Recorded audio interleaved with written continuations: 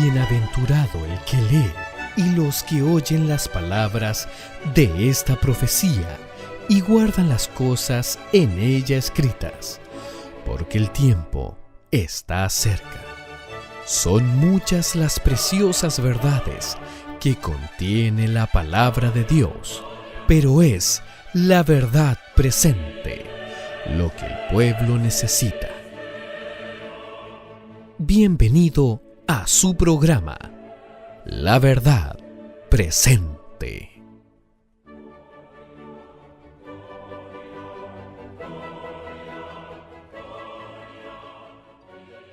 Buenos días, mis queridos hermanos. Estamos comenzando el día de hoy una serie importante, interesante y mirándolo desde otro punto de vista. Estamos comenzando la serie titulada El ágape de Dios entre los candeleros. Cuando leemos el Apocalipsis, a muchos que comienzan a estudiarlo en un principio con temor, esperamos que no sea el caso de alguno de los hermanos que nos escuchan hoy, empezamos a ver justamente que estudiamos esto con temor, pero realmente el Apocalipsis es un libro con muchas promesas para todos los que aman su vida y es una conexión profunda y perfecta para conocer el corazón de Dios y el amor y la preocupación que tiene con su pueblo. Antes de orar, me gustaría leerles un texto para que lo tengamos en la mente en el momento de la oración. El texto lo vamos a encontrar en Salmos, capítulo 40, versículo 17, que dice: Aunque afligido yo y necesitado, Jehová pensará en mí. Mi ayuda y mi libertador eres tú. Dios mío, no te tardes. A todos los hermanos entonces, donde estén, les pido que puedan arrodillarse, puedan inclinar sus rostros y acompáñenme en esta oración. Padre nuestro que estás en los cielos, santificado sea tu nombre. Te damos gracias, Señor, por este día maravilloso que tú nos permites estudiar tu palabra. Te suplicamos, Señor, que sea tu Santo Espíritu el que dirija este estudio, que sea tu Santo Espíritu el que unja mis labios para poder estudiar tu palabra, y que tu Santo Espíritu le hable a todos los corazones en cada lugar en donde estén. Te damos gracias, Señor, y te pedimos que nos ayudes y nos bendigas en el nombre poderoso de nuestro Señor Jesucristo. Amén. Vamos entonces a comenzar esta serie y vamos a dirigirnos en nuestras Biblias a Apocalipsis capítulo 1. Les parecerá quizás a muchos de ustedes extraño estudiar el libro de Apocalipsis. Creo que han estado estudiando Apocalipsis toda la semana pasada. Y es más extraño hablar del libro de Apocalipsis cuando el mundo en este momento se prepara para poder guardar, poder celebrar o poder conmemorar una Semana Santa, recordando la Pascua de Crucifixión, como le llaman en muchos países, o la crucifixión del Señor Jesús. ¿Y les parece un tanto distante hablar de estos temas cuando se está hablando en muchos lugares sobre la cruz del Señor Jesús? De hecho, nuestra querida iglesia, nuestra amada iglesia, está con una campaña llevando a muchas personas a los pies de la cruz. Pero para mí, mis queridos hermanos, no es tan incomprensible ni tan difícil hablar de este tema, porque para los discípulos que se encontraron con Jesús cuando después de la crucifixión Cristo resucitó y ascendió a los cielos, cuando ellos pasaban cada Pascua, ellos no recordaban más la cruz, sino que recordaban al Cristo resucitado. Es por eso que vamos ahora a hablar y estudiar las palabras o las primeras palabras que el Cristo resucitado dirige a su iglesia. Las primeras palabras no dichas por apóstoles, sino que las primeras palabras que son enviadas a través de Gabriel para ser habladas de manera directa como la revelación de Jesús. No ya el Cristo crucificado, sino ahora el Cristo glorificado. Por eso vamos entonces a comenzar nuestro estudio del libro de Apocalipsis. Vamos a estudiar las 7 iglesias esta semana y vamos a comenzar primeramente por el capítulo 1 para entender el contexto, cómo se abre este libro y cómo comienza a ser expresado al siervo Juan que estaba en Patmos. Vamos a leer entonces Apocalipsis 1, versículo 1, vamos a leer el 1, el 2 y el 3 y vamos a comenzar este estudio. Dice así la palabra del Señor. Es la revelación de Jesucristo que Dios le dio para manifestar a sus siervos las cosas que deben acontecer pronto, y las declaró enviándolas por su ángel a Juan, su siervo, el cual ha dado testimonio de la palabra de Dios y del testimonio de Jesucristo y de todas las cosas que él vio. Bienaventurado el que lee y los que oyen las palabras de esta profecía y guarda las cosas que en ellas están escritas, porque el tiempo está cerca. La revelación es la primera palabra que aparece en el libro de Apocalipsis. Revelación significa que se manifiesta una verdad que está oculta, que estaba secreta, y esto no es humano. La revelación, se utiliza esta palabra para hablar de un factor divino.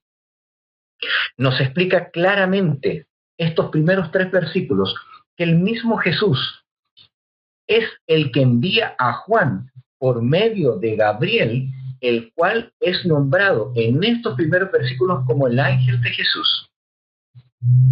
Debemos entonces, en estos primeros 3 versículos, construir algunos paralelos. En febrero estuvimos estudiando una serie de Daniel, que también fue dada por mi persona. Vamos a repasar el último libro de Daniel, el capítulo 12, y vamos a repasar algunos versículos para poder hacer esta conexión entre un libro y el otro libro. Daniel capítulo 12, versículos del 1 al 4. Si no tiene su Biblia a mano, anótelo, y si tiene su Biblia, lea junto a mí. Dice: Mas en aquel tiempo se levantará Miguel, el gran príncipe que está por los hijos de tu pueblo, y será tiempo de angustia, el cual nunca fue desde que hubo gente hasta entonces. Mas en aquel tiempo tu pueblo será libertado.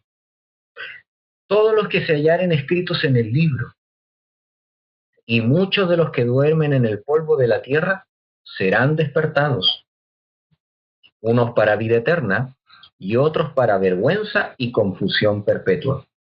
Y los entendidos resplandecerán como el resplandor del firmamento, y los que enseñan la justicia a la multitud como las estrellas a la perpetua eternidad. Y pongan atención, mis hermanos. Tú, pues, Daniel, cierra las palabras y sella el libro hasta el tiempo del fin. Pasarán muchos y se multiplicará la ciencia. El libro de Daniel termina siendo sellado y cerrado. Pero acabamos de leer en el libro de Apocalipsis que es la revelación. La pregunta es, ¿la revelación de qué? La revelación de Daniel, que fue sellada. El libro de Apocalipsis comienza en sus versículos hablándonos que es la continuación del libro de Daniel. En el capítulo 10 de Daniel nos revela que Gabriel fue el comisionado para dar la última revelación a Daniel. Allí, en una gran visión que abarca desde el capítulo 10 hasta el versículo 12, se revelarían lo que debía suceder luego que el Mesías príncipe fuera muerto. ¿Y qué pasaría con el cuerno, que en estos capítulos es mencionado como el rey del norte, en su ascenso y su conquista del mundo? Al final de esa visión, se le ordenó sellar las palabras del libro profético, la historia de este mundo, ya que no era la verdad que debía ser comprendida para el tiempo de Daniel. No era necesario que él lo entendiera. Pero ahora en el tiempo de Juan, entonces el mismo Gabriel es enviado para levantar el sello que fue impuesto y dar revelación, la cual sería entendida por aquella generación en el tiempo del fin.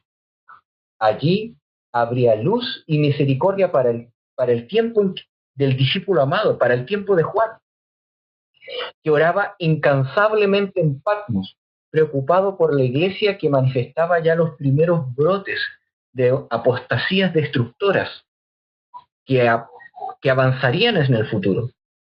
Estos fueron profetizados por Pablo, expresados por Pedro como el anticristo.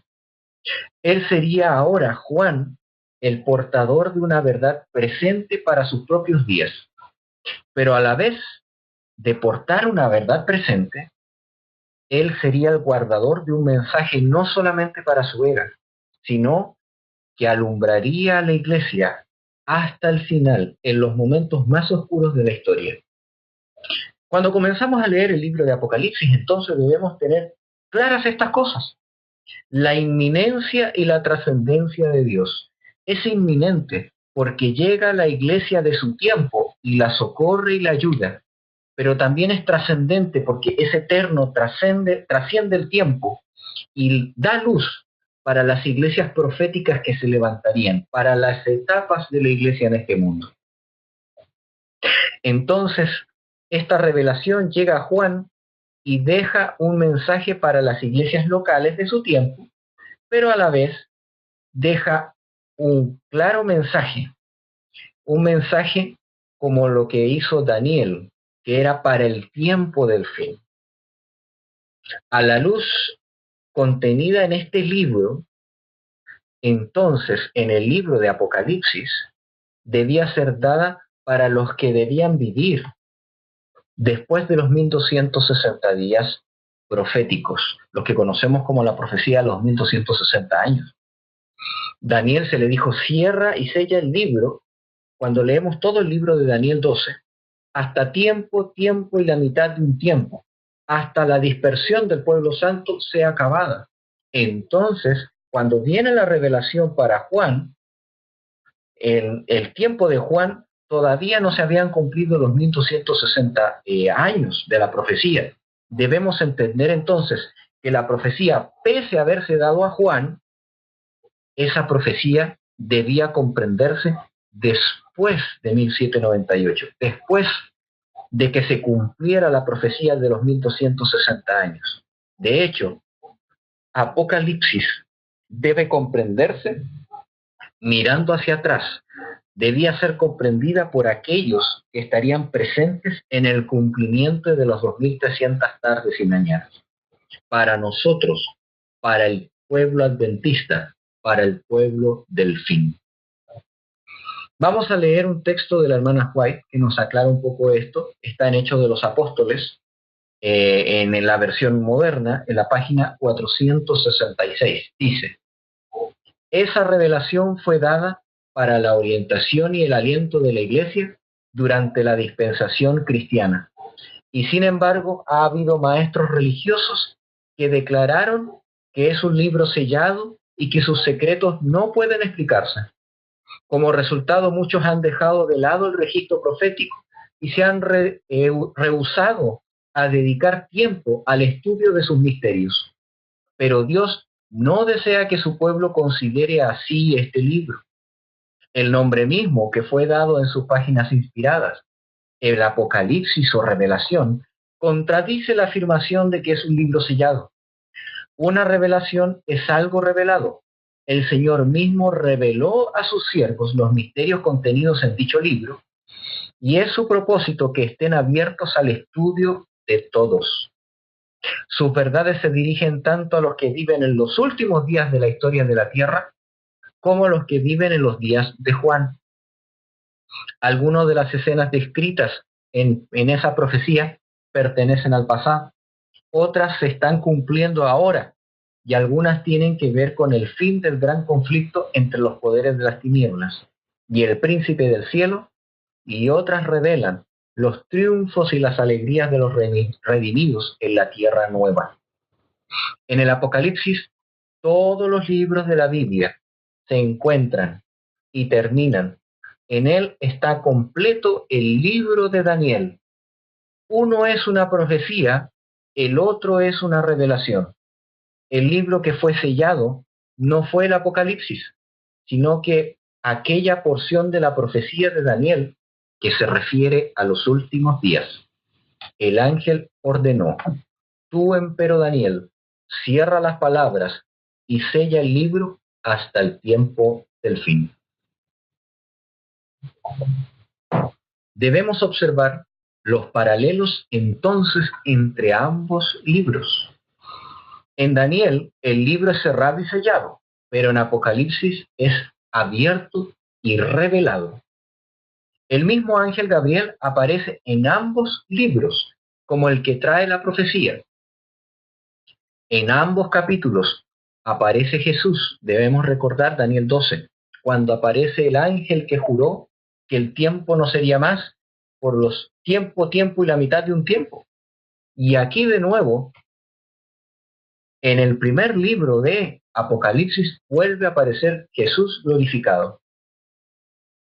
En uno aparece como Miguel, el príncipe que está de parte de tu pueblo, y en otro como Jesús, el Jesús glorificado, nuestro sumo sacerdote en el cielo. En uno fue dado luz para la dispensación del pueblo de Dios en el Antiguo Testamento. En el otro se da luz para la dispensación del pueblo de Dios en el Nuevo Testamento. En ambos se trata la revelación de las cosas celestiales que tienen que ver con el juicio de Dios a las naciones. Con esto espero despejar la duda de que ambos libros se deben estudiar en conjunto, que son un único gran libro y conforman parte de un todo. Por eso que ambos libros son el único gran libro profético donde convergen, y repito, todos los libros de la Biblia.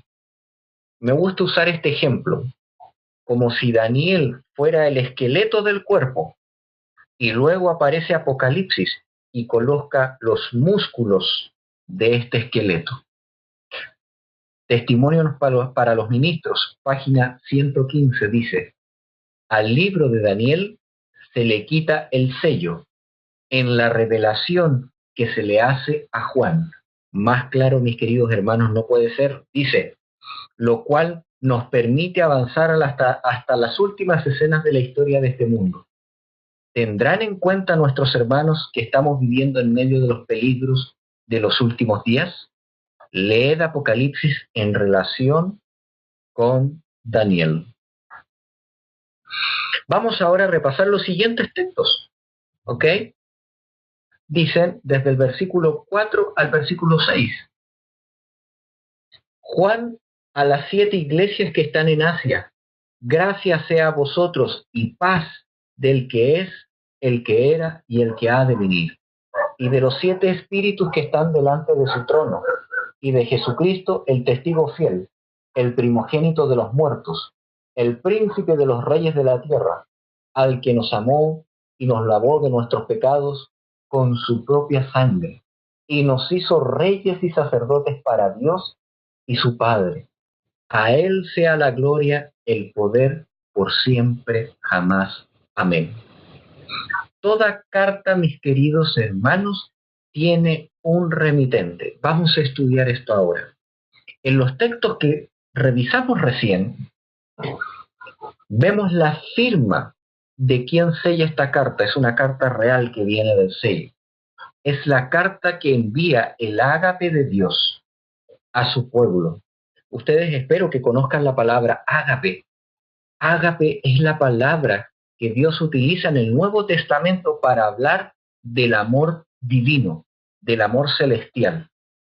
No del amor terrenal, sino de un amor que proviene de las mismas cortes celestiales. Revisemos entonces estos textos. Lo primero que se menciona aquí es que se dice gracia y paz del que es, del que era y del que ha de venir. Muchas veces confundimos estos primeros textos y decimos, bueno, es Jesús el que está hablando aquí, pero no, el que está hablando aquí es el Padre que es eterno, y en el griego Juan lo quiso escribir como el que era, el que es y el que ha de venir. ¿Por qué? Porque inmediatamente cuando usted toma su Biblia y lee el que sigue hablando, dice, y de los 7 espíritus que están delante del trono, del que acaba de saludarlos, del que acaba de hablarles, mis queridos hermanos, habla de que el que era, el que es y el que ha de venir está sentado en el trono. Y nosotros sabemos que Jesús, en esta revelación del Apocalipsis, en este primer capítulo, no está sentado en el trono. Es manifestado, como lo vamos a ver más adelante, como aquel que se pasea entre medio de los candeleros. Por lo tanto, lo que está haciendo la revelación, lo que está haciendo esta revelación, está haciendo alusión al nombre de Yahvé, del gran yo soy que aparece en Éxodo. Se presenta como el que es, como el eterno, como el que fue, como el que es y como el que será. Está haciendo alusión al Padre. También, como dijimos, se menciona a los 7 espíritus que están delante de su trono. Los 7 espíritus que están delante de su trono no es otro más que el Espíritu Santo. El Espíritu Santo es mencionado con el número de 7. ¿Por qué? Porque es perfecto. Está hablando de la divinidad de este Espíritu. Y luego, mis queridos hermanos, en el versículo 5 y dice, y de Jesucristo. Saluda al Padre, saluda al Espíritu Santo, y luego saluda y les desea la gracia y la paz Jesucristo. Y ahora Él se presenta como el testigo fiel, el primogénito de los muertos, el príncipe de los reyes de la tierra, el que nos amó, mis queridos hermanos. Y no solamente nos amó, nos lavó de nuestros pecados. Entonces tenemos que aquí viene el saludo de las 3 deidades, de las 3 personalidades de la deidad, un mismo Dios, 3 personas distintas, unidas en un solo carácter. Aquí es presentado entonces al Padre Eterno, el gran yo soy, al Espíritu de Dios, como los 7 Espíritus de Dios, y a Jesús, el primogénito de los muertos, el gran príncipe de nuestra tierra. El Padre, el Hijo y el Espíritu Santo, juntos saludándonos esta mañana a todos los estudiantes del mensaje directo que Jesús está dando luego de haber ascendido a los cielos. Y los 3 están allí dándonos gracia y dándonos paz, expresando el gran plan de la salvación, porque que Cristo hubiera venido a morir a la tierra y que nos va a limpiar por medio de su sangre, es el plan de la salvación. Nos hablan del amor incomparable del que envió a su Hijo para morir y lavar nuestros pecados con su sangre, mis queridos hermanos. Pero la carta no termina ahí, sino que además de perdonar y de lavar nuestros pecados, dice que nos hizo por su poder reyes y sacerdotes para Dios. Es decir, está mencionando que tenemos ahora una ciudadanía celestial. El círculo es completo, mis queridos hermanos. Somos perdonados, somos salvados, somos limpiados, lavados con la sangre del Cordero y ahora limpios, somos parte del pueblo celestial que mora allá en el cielo. Una parte de ese pueblo celestial que está en todo el cielo está en este momento aquí, militando en esta tierra. Primera de Pedro, versículo 2, versículo 9 nos dice: mas vosotros sois linaje escogido, real sacerdocio, nación santa, pueblo adquirido por Dios, para que anunciéis las virtudes de aquel que os llamó de las tinieblas a la luz admirable. Somos el pueblo representante de Dios aquí en esta tierra. Somos peregrinos porque nuestra ciudadanía está en el cielo. Sigamos leyendo los siguientes versículos. Versículos del 7 al 8. He aquí, viene con las nubes, y todo ojo le verá, y los que le traspasaron, y todos los linajes de la tierra harán lamentación a causa de él. Así sea. Amén. Yo soy el Alfa y el Omega, el principio y el fin, dice el Señor, el que es, el que era y el que ha de venir. Mis queridos hermanos, el Señor ha decidido que además se agrega esta carta de presentación del trío celestial, que podamos entonces ahora hablar de que Él viene. El motivo de la carta también debe ser presentado la esperanza de su retorno, pero no solamente la esperanza, también el temor del que viene. Tal como se le prometió a Juan. ¿Por qué? Porque se le menciona que va a venir en las nubes. Y los ángeles, debemos recordar, que le dijeron a los discípulos, donde estaba Juan ahí, que él vendrá tal como le vieron irse. Vieron que una nube les ocultó de sus rostros y ahora se menciona que vendrá tal como se fue.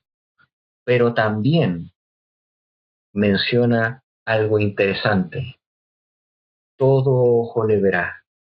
No es una venida mística, como algunas religiones lo profesan, una venida espiritual. Todo lo ojo le verá, los buenos y los malos. Y si usted tiene duda que le verán los malos, inmediatamente menciona, y le verán los que le traspasaron. No es algo que vaya a pasar desapercibido, porque el Señor va a resucitar, tal como le profetizó a Caifás, que le verían venir cuando Él llegue a la tierra en su gloria.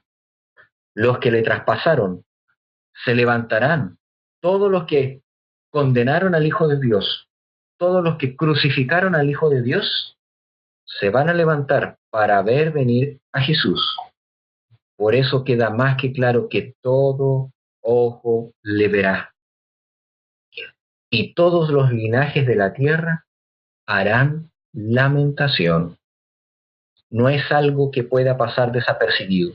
Aquí en el Apocalipsis, mis queridos hermanos, usted tiene la herramienta más perfecta para poder justamente enseñar a otras congregaciones que Cristo está a las puertas y que todavía no ha venido a nuestra tierra. La segunda venida aún no ha sucedido. Es el Alfa y el Omega, el principio y el fin, el eterno, el todopoderoso. Sigamos leyendo entonces versículos del 9 al 10. Yo, Juan, que también soy vuestro hermano y compañero en la tribulación y en el reino y la paciencia de Jesucristo, estaba en la isla llamada Patmos, por la palabra de Dios y por el testimonio de Jesucristo. Yo fui en el Espíritu en el día del Señor, el día sábado, y oí detrás de mí una gran voz como trompeta. Quiero espaciarme en esto un buen momento, mis queridos hermanos, porque hay una lección hermosa para todos los que escuchan este mensaje. La otra vez tuve el placer de escuchar a una hermana que era avanzada en edad y que cuando estudiábamos la profecía se compungía en su corazón para ver qué podía hacer ella por nuestro Señor Jesucristo.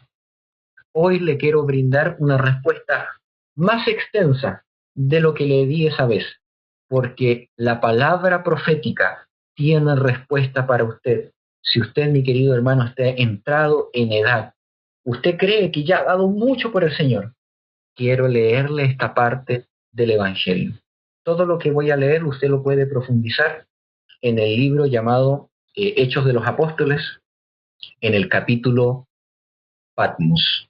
¿Ok? Es uno de los últimos capítulos. En estos versículos Jesús nos revela en lo que acabamos de leer, versículo 9 y versículo 10, el tierno y amoroso cuidado que tiene por cada uno de los miembros de su iglesia. Juan había pasado por muchas pruebas, había testificado sobre el Señor Jesús, había sido desgastado por los muchos años trabajando para fortalecer la fe de todos los creyentes, y Dios lo eligió para llevar las cargas entrando en avanzada edad. Mientras más años pasaban sobre su cuerpo, en cambio, su espíritu era cada vez más renovado y purificado por el Señor, llegando a ser el discípulo que más logró asemejarse a su Señor en vida. Sus palabras llenas de amor, pero llenas de convicción, amonestaban los corazones. Este fue el que escribió: el que peca es del diablo y no le conoce. Pero este mismo Juan también escribió: tenemos como abogado a Jesucristo el justo, si alguno hubiera pecado. También en otra parte escribió Juan: mirad cuán amor nos ha dado el Padre para que seamos llamados hijos de Dios. Él exhortaba a sus hermanos diciendo: yo lo he visto, lo oí, lo que palparon mis manos, el verbo de la vida, el Mesías. Esto es lo que les anuncio. Tal argumento, mis queridos hermanos, de una persona entrada en edad, no podían ser debatidas. Era el peso de la experiencia, el peso de la convicción. Él amaba a su Señor y exhortaba a todos a levantarse, y no menos a apreciar el precio que había tomado la salvación, a poner en la balanza su salvación y en el otro lugar la muerte del Señor Jesucristo. Lo que no lograron hacer ni los años, ni las intimidaciones de los enemigos de Dios, lo intentaron ahora hacer contra Juan, al unirse con el poder romano. Mis queridos hermanos, Juan era tan fervoroso, sus argumentos eran tan potentes, que a ese anciano, mis queridos hermanos, no lo podía callar nadie. Así que sus enemigos fueron a los procuradores, fueron a los romanos, y los engañaron. Presentaron a Juan como alguien peligroso, como alguien que levantaba la disensión entre los romanos.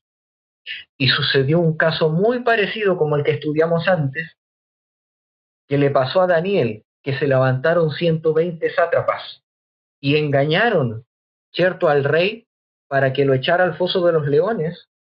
Aquí se levantaron y engañaron a los procuradores romanos para sentenciar a Juan a ser muerto en una caldera hirviendo, en aceite.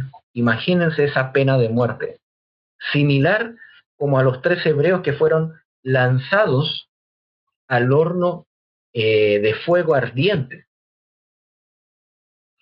Pero la palabra nos da entonces la seguridad que Dios protegió a este anciano del fuego, y el fuego, el aceite hirviendo, no tuvo poder para chamuscar esta carne que estaba desgastada en el servicio del Señor. Mientras estaba ahí, en esa olla de aceite hirviendo, y todos atónitos viendo que el fuego no tenía poder sobre él, proclamaba la honra de lo que significaba sufrir por causa de Cristo. Él hablaba y expresaba que lo que le pasaba a él no era comparado con lo que le había tocado padecer a su maestro, y lo que él estaba pasando en ese momento era una recompensa del cielo. Finalmente, como ya no podía ser silenciado por medio de la muerte, porque la muerte rehuía de él, fue expulsado y mandado a la isla de Patmos. Pensaron que podían silenciar a este anciano, mis queridos hermanos. Pero el enemigo nuevamente fue burlado. Allí fue donde Juan pasó por la experiencia del desierto de Dios, donde sería preparado para recibir la revelación de la gloria de Jesús. Ahí podrían contemplar nuevamente sus ojos a su Redentor. En meditación con la naturaleza, las olas del mar, los peñascos, los vientos, su alma fue llenada cada día más del amor. Allí el pueblo de Dios tendría el testimonio que los alumbraría en toda la historia de esta tierra. El que no quiebra, mis queridos hermanos, la caña cascada, como dice la profecía, estaría mucho más cerca para apoyar a Juan. No había lugar profundo y alejado que lo pudiera separar del amor de su Señor Jesús. La compañía del Señor Jesús, por medio del Espíritu Santo, llegaría para fortalecerlo. Aquí, mis queridos hermanos, en la vida de Juan hay una gran lección para todos los obreros que han dado ya la buena batalla de la fe, que aún tienen muchas cosas por hacer. Para los hombres son personas que quizás no pueden llevar ya las duras responsabilidades del camino porque están cansados en su parte física. Pero para Dios, donde los años han desgastado al siervo que le ha sido fiel, Él ve el corazón y la fidelidad que ha sido presentado por los años de servicio. Dios todo lo ve. En Patmos, Juan, allí, botado de los hombres, siguió ganando almas, mis queridos hermanos. Siguió recibiendo una unción especial del cielo. Los obreros fieles, entrados en años, Dios les da una especial sabiduría. Joel, hablando de estas personas, de estos obreros, profetiza. Joel capítulo 2, versículo 28. Prometió que los ancianos tendrían sueños en el tiempo del fin para advertir al pueblo de Dios. Los obreros jóvenes deben mirar con respeto y aprender de la experiencia de aquellos que han llevado la carga por muchos años. El testimonio de estos hermanos de experiencia iluminará el camino que deben recorrer las iglesias. Debemos aprender entonces la lección de la vida de Juan. Hay más lecciones. Dios no detiene las maquinaciones del enemigo contra nosotros, sino que influye para que estos sean de provecho y bendiciones para nuestro crecimiento y desarrollo espiritual. De este modo Dios acerca a sí mismo a su pueblo para que conozcan su amor incansable. Les enseña a depender de Él por medio de las pruebas para capacitarlos, para ponerlos en mayores responsabilidades. Solo debemos tener fe en Dios en los momentos más oscuros y Él nos dará la fe para glorificar por medio de las pruebas su grande y glorioso nombre, el nombre de nuestro Señor Jesucristo. Preciosa lección, mis queridos hermanos. A esta hermana deseo que esté escuchando y que pueda entender que aún hay mucho que puede hacer por nuestro Señor Jesús. Vamos a seguir entonces reflexionando en estas palabras del Apocalipsis, en los versículos del 11 al 13. Dice así: Yo soy el Alfa, la Omega, el primero y el último. Escribe en un libro lo que ves y envíalo a las 7 iglesias que están en Asia, a Éfeso, a Esmirna, a Pérgamo, a Tiatira, a Sardis y a Filadelfia y la Odisea. Y dice aquí que Juan se volvió para ver la voz del que hablaba conmigo, y vuelto vi 7 candeleros de oro, y en medio de los 7 candeleros a uno semejante al Hijo del Hombre, a ese mencionado en Daniel capítulo 7, a uno como Hijo de Hombre, vestido de una ropa que llegaba hasta los pies y ceñido por el pecho con un cinto de oro. Cuando Juan fue enviado al destierro, el alma de Juan solo tenía una preocupación en ese momento, mis queridos hermanos. Él se fue con una sola preocupación: la iglesia del Señor, la cual, luego de serle quitado, debería luchar solo contra las corrientes y ataques que Satanás estaba levantando en contra de ella. Juan fue quitado de la iglesia de Éfeso justo en el momento cuando estaban empezando a verse problemas graves. Y entonces Juan empezó a orar en Patmos por esta iglesia.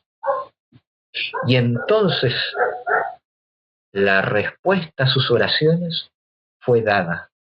Aquel que escuchaba sus oraciones comenzaría la revelación del Apocalipsis diciéndole: escribe de mi parte un así dice el Señor a las 7 iglesias de Asia.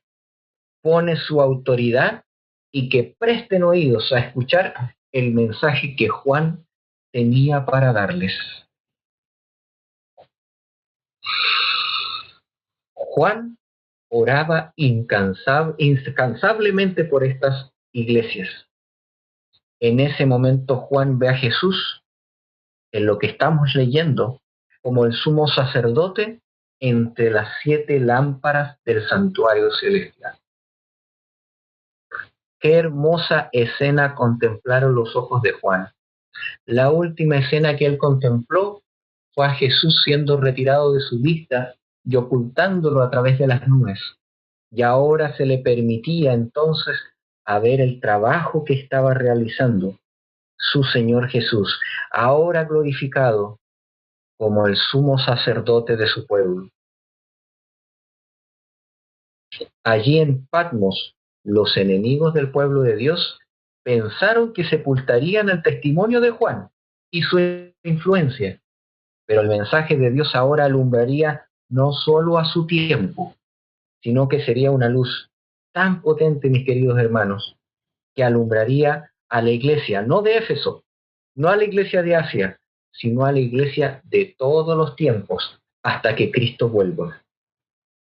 Me encanta este versículo, lo tengo que citar y tengo que recordarlo. Salmo capítulo 2, versículos del 1 al 4. Y se cumple la promesa profética de nuestro Señor. ¿Por qué se amotinan las gentes y los pueblos piensan vanidad? Se levantan los reyes de la tierra y los príncipes consultan unidos contra Jehová y contra su ungido, diciendo: rompamos sus coyundas, echemos de nosotros sus cuerdas. El que mora en los cielos se reirá, el Señor se burlará de ellos. Allí entre los candeleros estaba uno que no quitaba su mirada de la iglesia, uno que cuidaría que el fuego no se apagase en la tierra, que la lámpara de la palabra de Dios permaneciera hasta que Él volviera. Él vería entre los planes de los hombres y los frustraría. Desde allí, donde estaba en la posición del santuario, frustraría los planes de los reyes de las tierras, se burlaría de ellos y cuidaría a su amada iglesia. ¿Por qué se burlaría de ellos? Porque mientras ellos creían que estaban sepultando el testimonio de Juan, lo que estaban haciendo es poniendo en un lugar favorable para recibir más luz celestial. Apocalipsis, versículos del 13 al 19, vamos a repetir, dice: y en medio de los 7 candeleros a uno semejante al Hijo del Hombre, vestido de ropa que llegaba hasta los pies, ceñido del pecho con un cinto de oro. Seguimos leyendo. Y su cabeza y sus cabellos eran blancos como la lana, tan blancos como la nieve, y sus ojos como llama de fuego, y sus pies semejantes al latón fino. Otras versiones dicen como columnas de bronce ardiente, y su voz como el ruido de muchas aguas. Y tenía a su diestra 7 estrellas, y de su boca salía una espada aguda de 2 filos, y su rostro era como el sol cuando resplandece en su fuerza. Y cuando le vi, quedó como caído de muerto. Mis queridos hermanos, él quedó como muerto a sus pies. Y él puso su diestra, dice, sobre mí diciendo, no temas, yo soy el primero y el último, el que vivo y el que estuve muerto. He aquí que vivo para siempre, amén, y tengo las llaves de la muerte y del infierno. Escribe las cosas que has visto y las que son y las que han de ser después de estas. Qué hermoso es leer esto, que aquel que se había recostado sobre su pecho, ahora lo estaba contemplando. Que aquel que había visto al Señor Jesús con el rostro ensangrentado en Getsemaní, ahora lo estaba mirando totalmente distinto. Aquel que había seguido en el pretorio sus angustias, que lo había visto llevar la cruz, ahora los veía con unos pies como columnas de bronce refulgente. Había visto al Señor Jesús por una corona de espinas. Ahora veía ese cabello blanco y la corona eterna puesta, el cinto del sumo sacerdote, llevaba a nuestro Señor Jesús. Ese rostro manchado de sangre ahora estaba iluminado con el sol, con el poder del cielo, el sol de justicia. Estos cabellos blancos no son de vejez, sino que son los cabellos blancos mencionados en la Biblia, los cabellos blancos de la experiencia y la sabiduría. Nuestro Señor experimentó la obediencia y ahora era sabio para poder salvar a sus hijos. Ahora lo contempló con los ojos de fuego, dice, como una llama, el fuego del Espíritu, que puede discernir, puede ver lo que hay en el corazón de los hombres. Estos pies rojos potentes, como columnas de bronce al rojo vivo. Una voz potente, como los rugidos del mar. En sus manos dice que estaban las estrellas del cielo. Estas estrellas que Daniel, capítulo 12, menciona que brillan a perpetua eternidad. Su pueblo, sus fieles, lo vamos a estudiar en un momento más. El poder de la palabra de Dios representada como una espada de 2 filos. Y mi querido hermano, ¿cómo se debe haber sentido Juan cuando vio ese rostro hermoso que anhelaba verse tantos años? Pero hay algo interesante que no puedo dejar pasar del Cristo glorificado. Juan, que había pasado mucho tiempo en Patmos, posiblemente en angustia, en ayuno, siendo preparado por el Señor, aquel que pasaba en comunión día a día, aquel que el espíritu de profecía da testimonio, que llegó a tener un carácter que asemejó más perfectamente de todos sus discípulos al Señor Jesús, a la versión terrenal del Señor Jesús. Dice que ahora al contemplar esta versión glorificada del Señor Jesús, cayó como herido de muerte por la santidad de este Jesús glorificado. Juan contempló con un cuerpo corruptible las glorias del cuerpo incorruptible de nuestro Señor Jesús y cae como muerto. El Señor Jesús tuvo compasión. El amor del Señor Jesús de siempre dice que se acerca, lo toca y lo fortalece para que él pueda soportar las visiones del Apocalipsis.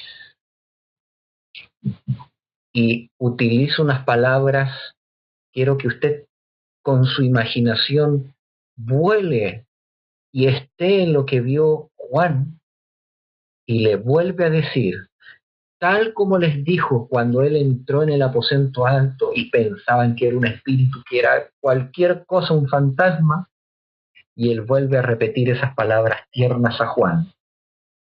No temas, yo soy. Yo me lleno de gratitud por leerle esta palabra esta mañana. El tierno y compasivo Jesús conoce a Juan y se acerca a él como un amigo, como su hermano mayor, como el representante amoroso de la raza caída, y le dice, no temas, yo soy. ¿Se ha puesto a pensar, mi querido hermano, qué pasaría entonces con nosotros si viéramos la escena de Jesús similar a lo que vio Juan? Si Juan le imitó más perfectamente, si Juan pasó en ayuno, si Juan tenía doble porción del Espíritu, si Juan era el hombre más preparado en ese momento para contemplar eso y cayó como herido de muerte, desmayado, ¿qué pasaría con nosotros si Jesús se nos apareciera en este momento, en esta mañana, en el lugar donde tú estés? ¿Mm? ¿Qué pasaría contigo? Mis queridos hermanos, por eso es sumamente necesario limpiar nuestro carácter en la sangre del Cordero antes de que Cristo venga. ¿Por qué? Porque el Apocalipsis también da testimonio más adelante que habían personas que cuando Cristo vuelve a la tierra gritaban diciendo, caigan las rocas sobre nosotros y ocúltenos del rostro de Jesús. Usted, mi hermano, tiene que prepararse para contemplar al Jesús. Tiene que contemplar al Jesús resucitado, no al del Cristo del Calvario. Es verdad, tenemos que dejar nuestros pecados en el Calvario, pero luego de arrepentir y dejar nuestros pecados en el Calvario, debemos contemplar cara a cara, con rostro descubierto, la gloria del Señor para ser transformados. Y podemos contemplarlo en la historia de Jesucristo nuestro Salvador. Sea la gloria y la alabanza para Él. Dice John Instructor, del 13 de octubre de 1898, página 806. La humanidad del Hijo de Dios lo es todo para nosotros. Es la cadena de oro que une nuestras almas a Cristo y mediante a Cristo a Dios. Este Cristo glorificado aún retiene la humanidad nuestra. Ese Cristo que Juan vio retiene nuestra humanidad, y como retiene nuestra humanidad y está glorificado, es la señal potente, es la promesa del cielo que Él nos conecta con el cielo, que Él nos conecta con el Padre Celestial. Él es nuestra garantía de que llegaremos al cielo y que podemos pedir todas las cosas en su nombre. Su humanidad en el cielo es lo que nos capacita ahora para poder recibir en nuestra humanidad acá en la tierra su justicia. Jesús es el que daría entonces la orden en los últimos versículos para llevar el mensaje de verdad presente. Tienes que mostrarle las cosas que has visto, las que son y las que han de ser después de estas.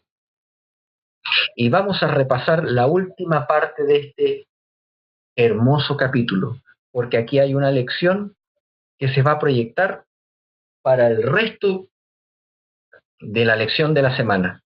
Voy a tratar ya de ir cerrando y concluyendo, mis queridos hermanos, pero no puedo dejar de mencionar el versículo 20.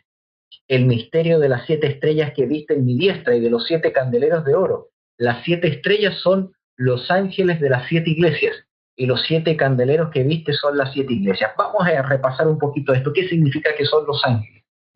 Lo primero que debemos entender es que este texto, mis queridos hermanos, así como cuando estudiamos Daniel, Gabriel está tratando de dar luz a Juan. para que él entienda el significado de lo que es. Le está revelando el misterio, no lo está enturbeciendo mucho más, no lo está oscureciendo. ¿Cómo es esto? Mire, vamos a repasarlo. Dice, en el idioma original es más fácil de entender, mis queridos hermanos. La palabra que se utiliza aquí en la Biblia por ángeles es angelos, en griego, que significa mensajero. O sea, lo que usted entiende por ángel, en griego es mensajero, ¿ok? Y es usado en la Biblia tanto para mensajeros celestiales como para mensajeros terrenales. Por ejemplo, les voy a citar algunos ejemplos bíblicos donde usted va a ver la palabra mensajeros, pero de manera terrenal.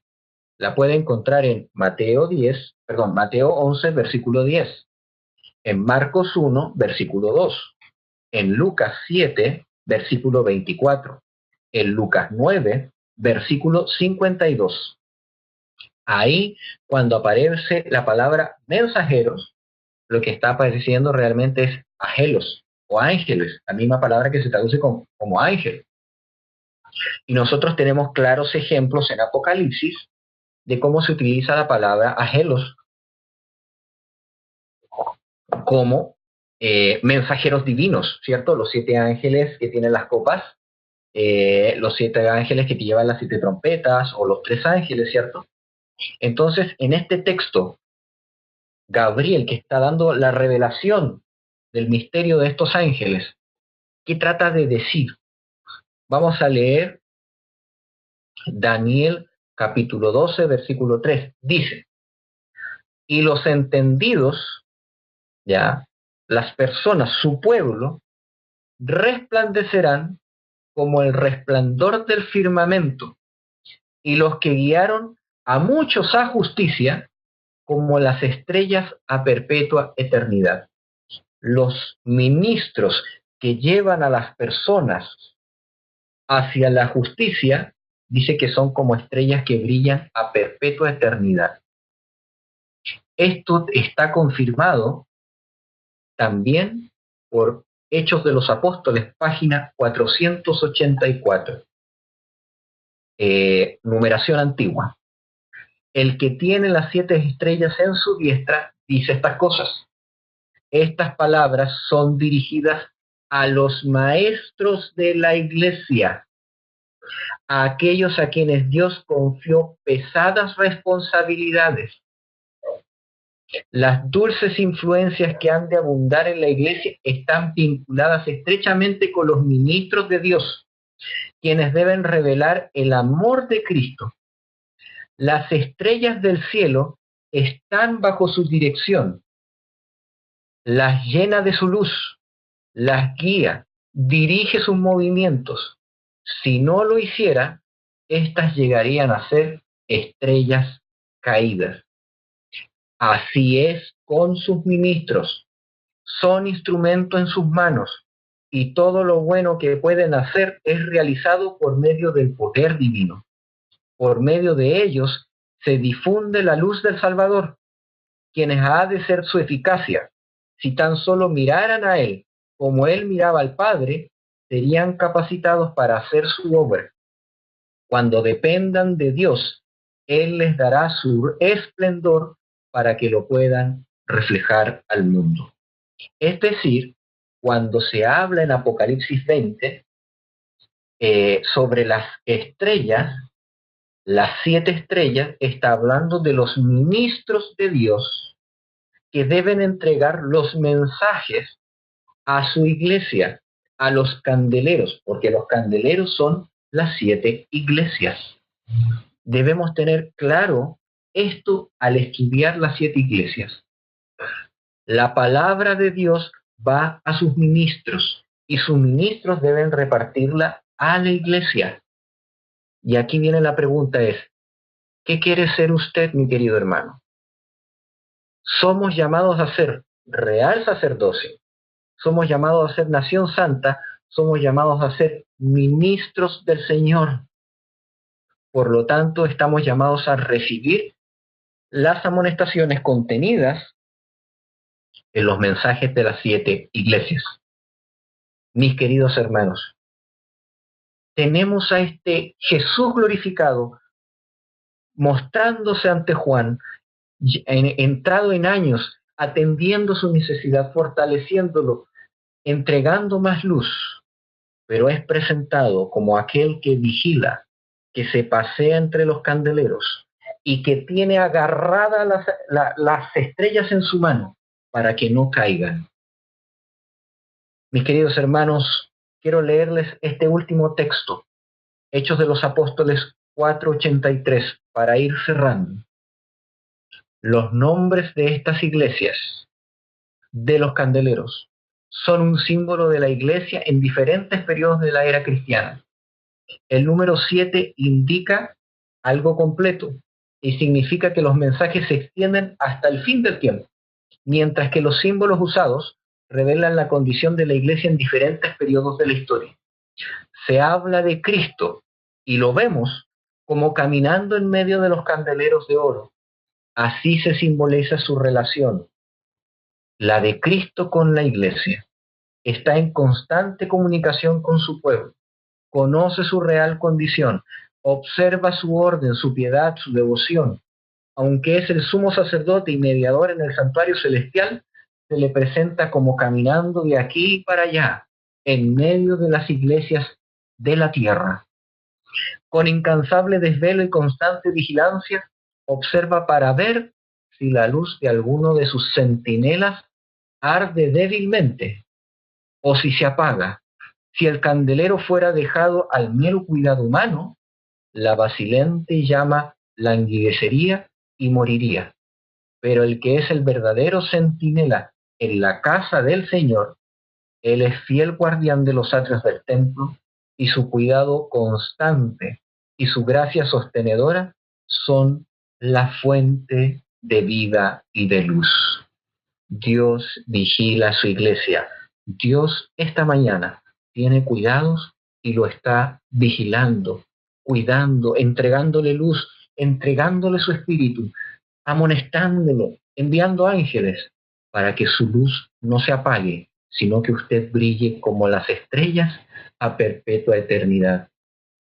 Jesús mismo lo trajo esta mañana para escuchar este mensaje. Entonces, ¿qué decisión va a tomar usted? ¿Va a preparar su carácter para contemplar a Jesús cuando Él venga como rey, no como sumo sacerdote? Va a llegar con más gloria inclusive que la que contempló Juan. Él no cambiará nuestro carácter cuando Él venga. La obra de transformación debe hacerse ahora, mi querido hermano. Su vida diaria determina su destino, pero Dios prometió que lo sostendría en su mano.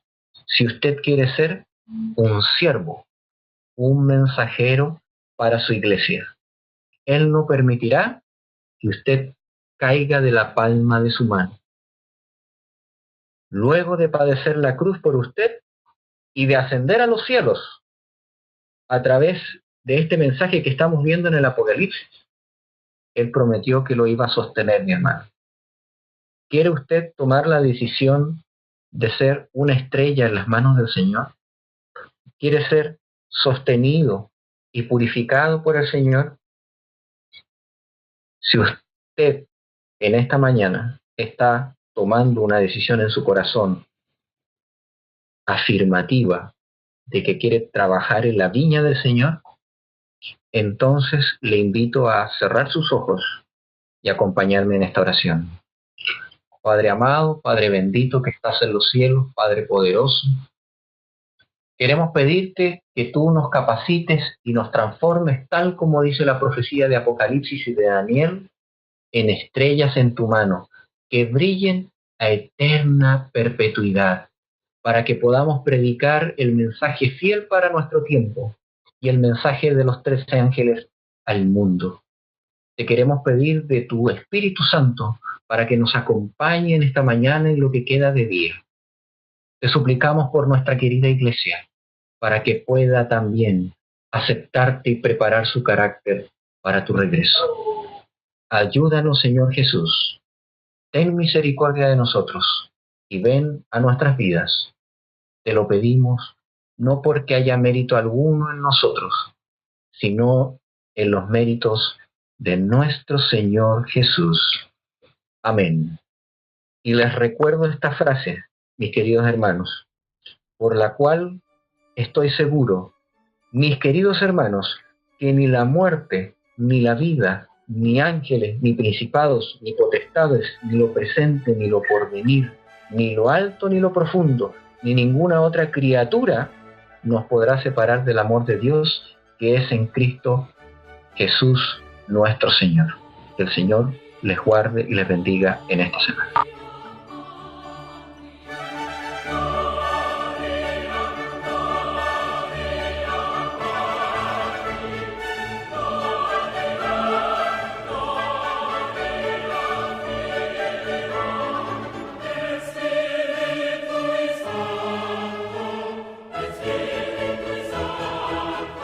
El siguiente sermón ha sido grabado y filtrado por el Ministerio de Audiovisuales Colorion Studio. Si te ha gustado nuestro trabajo, puedes dirigirte a nuestro canal de YouTube, Colorion Studio, y buscar nuestro podcast La Verdad Presente y otros temas que pueden ser de tu interés. Si quieres apoyar nuestro trabajo, puedes hacerlo por medio de Patreon, buscando Colorion Studio. El Señor les bendiga.